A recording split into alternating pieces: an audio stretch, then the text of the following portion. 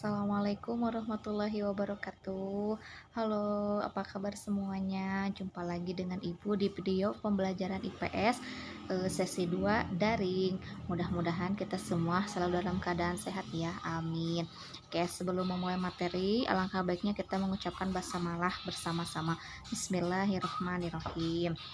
Oke, materi kali ini masih berkaitan dengan materi sebelumnya. Ini tambahannya atau bisa dikatakan juga materi baru juga. Langsung saja kita mulai. Yang pertama yang akan Ibu bahas melalui pelaku ekonomi. Pelaku ekonomi adalah individu, kelompok atau lembaga yang melakukan kegiatan perekonomian baik produksi, distribusi, dan konsumsi. Selanjutnya yaitu peran pelaku ekonomi terbagi menjadi 4, ada rumah tangga keluarga atau RTK, ada rumah tangga produsen atau RTP, ada rumah tangga pemerintah, dan ada masyarakat luar negeri. Nah, Ibu akan menerangkan satu persatu. Yang pertama itu rumah tangga keluarga atau RTK, yaitu pelaku ekonomi yang terkecil karena hanya terdiri dari ayah, ibu, dan anak. Bisa kalian lihat pada gambar di samping ya. Nah, tujuan dari rumah tangga keluarga yaitu untuk memenuhi kebutuhan hidup atau bertahan hidup. Peran RTK itu sendiri yaitu sebagai konsumen dan juga sebagai penyedia faktor produksi. Nah, terkait dengan faktor produksi terbagi menjadi 4, ada faktor produksi alam, ada faktor produksi tenaga kerja, ada faktor produksi modal, dan ada kewirausahaan. Masing-masing faktor produksi tersebut akan Ibu bahas yang ini. Yang pertama ada faktor produksi alam, yaitu merupakan semua kekayaan alam yang dapat digunakan dalam proses produksi. Contoh barang tambang, bisa kamu lihat pada gambar di samping, itu contoh barang tambang berupa batu bara. Nah, balas jasa dari faktor produksi alam yaitu berupa sewa. Yang kedua, ada faktor produksi tenaga kerja, yaitu segala kegiatan yang dilakukan manusia, baik jasmani maupun pikiran, yang ditunjukkan untuk kegiatan produksi. Pengelompokan tenaga kerja menurut kualitasnya terbagi 3. Yang pertama ada tenaga kerja terdidik, yaitu memiliki pendidikan tertentu sehingga memiliki keahlian di bidangnya. Maksudnya tenaga kerja terdidik itu harus melalui pendidikan terlebih dahulu sehingga dia bisa memiliki keahlian atau juga ibaratnya kemampuannya sudah tidak bisa diragukan lagi karena dia memiliki pendidikan. Contohnya bisa kalian lihat pada gambar di samping. Nah, Ibu ambil salah satu contoh yaitu seorang dokter. Ada di situ gambar seorang dokter. Seorang dokter itu harus menempuh kuliah kedokteran. Nah, kuliah kedokteran itu kan pendidikannya tidak boleh ibaratnya sembarangan karena dia kan harus mengobati pasien.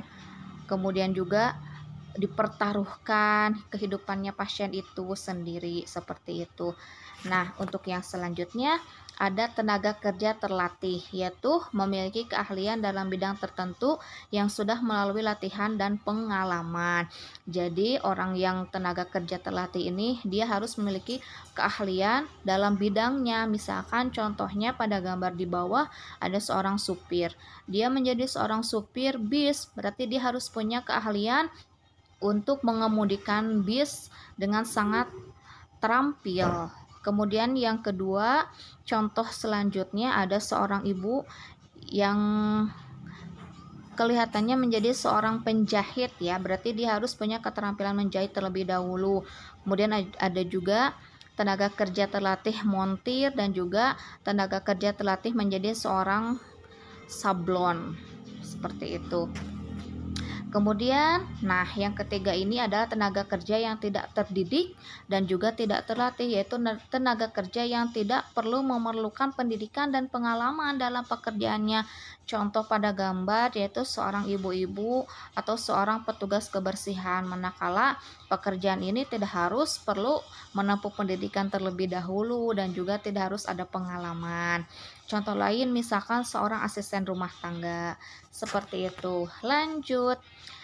Nah, ada faktor produksi modal, yaitu segala hal yang digunakan untuk proses produksi barang dan jasa.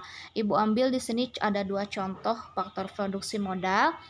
Yang pertama ada uang dan yang kedua ada mesin pabrik. Nah, yang keempat ada kewirausahaan, yaitu kemampuan manusia untuk menjalankan dan mengatur kegiatan produksi sehingga produksi dapat berjalan dengan efisien dan tentunya mendapat keuntungan yang maksimal. Contohnya menjadi seorang koki. Untuk menjadi koki yang hebat dan memiliki penghasilan yang besar, maka dibutuhkan keterampilan dan keahlian memasak yang baik. Seperti itu. Kemudian ada rumah tangga produsen atau produksi atau perusahaan, yaitu kesatuan yuridis dan ekonomis dari faktor-faktor produksi yang bertujuan mencari laba atau layanan kepada masyarakat. Tujuan dari RTP yaitu memproduksi barang atau jasa untuk memenuhi kebutuhan masyarakat. Perannya ada tiga, yaitu sebagai penyedia atau penghasil barang atau jasa, ada sebagai pengguna faktor produksi, dan sebagai pelaku ekonomi yang langsung berhubungan dengan masyarakat luar negeri. Kemudian ada rumah tangga perusahaan terbagi dua, ada BUMN atau Badan Usaha Milik Negara, contohnya Pertamina. Kemudian ada BUMS, Badan Usaha Milik Swasta, contohnya seperti salah satu Bank Mandiri, seperti itu. Lanjut, ada rumah tangga pemerintah. Perannya di sini antara lain sebagai pengatur dan pengawas jalannya perekonomian, sebagai pengguna faktor produksi, sebagai konsumen barang dan jasa, sebagai pemungut pajak, dan sebagai produsen, yaitu contohnya BUMN, yaitu Pertamina. Yang terakhir, ada masyarakat luar negeri selaku pelaku ekonomi, yaitu hubungan dengan masyarakat luar negeri bisa terwujud misalkan dalam kegiatan ekspor dan impor. Apa itu ekspor? Yaitu kegiatan menjual barang dan jasa dari dalam negeri ke luar negeri. Kemudian impor. Impor adalah kegiatan membeli barang dan jasa dari luar negeri. Nah, demikianlah materi di video pembelajaran daring sesi kedua ini mengenai pelaku ekonomi. Untuk lebih memahami, Ibu akan memberikan 5 pertanyaan saja yang harus kalian jawab. Yang pertama, apa yang dimaksud dengan pelaku ekonomi?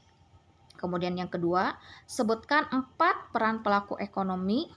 Yang ketiga, jelaskan dan berikan contoh masing-masing faktor produksi tenaga kerja terdidik, terlatih, tidak terdidik, dan tidak terlatih. Yang keempat, jelaskan peran pelaku ekonomi rumah tangga produsen. Dan terakhir, jelaskan dan berikan contoh pelaku ekonomi masyarakat luar negeri. Sampai situ dulu, mudah-mudahan kalian semua bisa menjawab kelima pertanyaan Ibu. Semuanya ada dalam materi yang sudah Ibu jelaskan tadi. Sampai bertemu di video pembelajaran selanjutnya. Assalamualaikum warahmatullahi wabarakatuh.